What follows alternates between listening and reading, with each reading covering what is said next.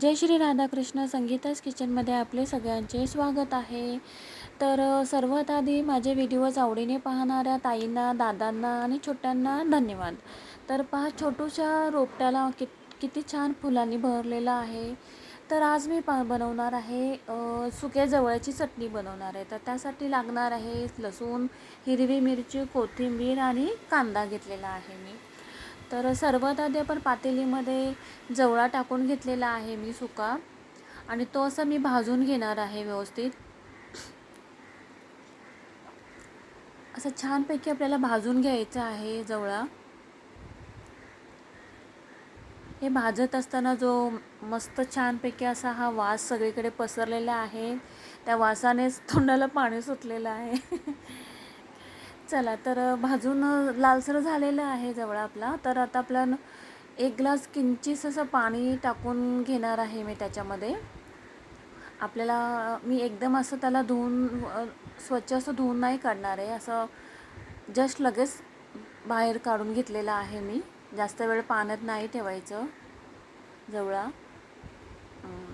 चला, तर पातेलीमध्ये मी आता 2 चम्मच तेल टाकून घेतलेलं आहे. त्याच्यामध्ये 1 बाऊल कांदा टाकून घेतलेला आहे आणि हिरवी मिरचीची मी पेस्ट करून घेतलेली आहे. आता हे सगळं आपल्याला व्यवस्थित मिक्स करून घ्यायचं आहे. कांदा छान असं मऊ होईपर्यंत आपल्याला व्यवस्थित परतून घ्यायचं आहे.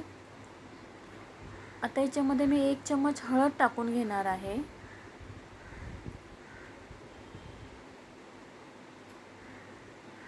पुन्हा एकदा मिक्स करून घेते मी.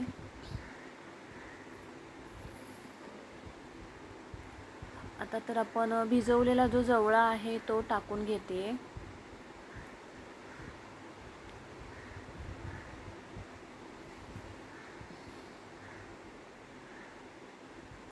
हिरवी मिरची कट करून घेतलेली आहे. ही मिरची फारशी तिखट लागत नाही, पण छान लागते चटणीमध्ये.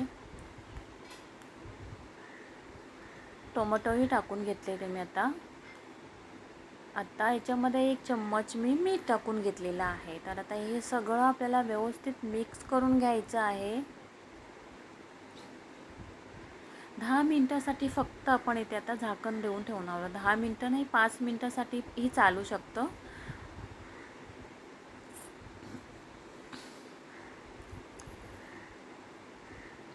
पहा, चटणी तर आपली रेडी आहे खाण्यासाठी. पुन्हा एकदा मी मिक्स करून घेते आता.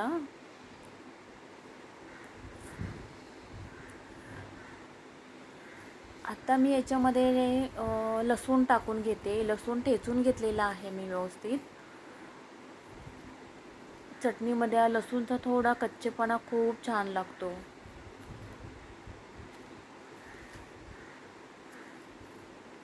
सगळं आपलं मिक्स करून घ्यायचं आहे व्यवस्थित चटणी आपली.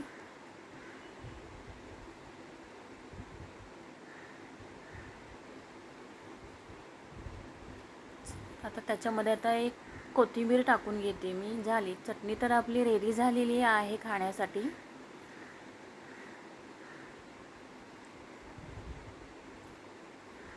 लसूण आपण वरून टाकतो, त्याने खूप छान भन्नाट चव येते आपल्या चटणीला. ज्वारीची भाकरी माझी रेडी झालेली आहे, पाहू शकता तुम्ही. ज्वारीची भाकरी आणि सुक्या जवळ्याची चटणी.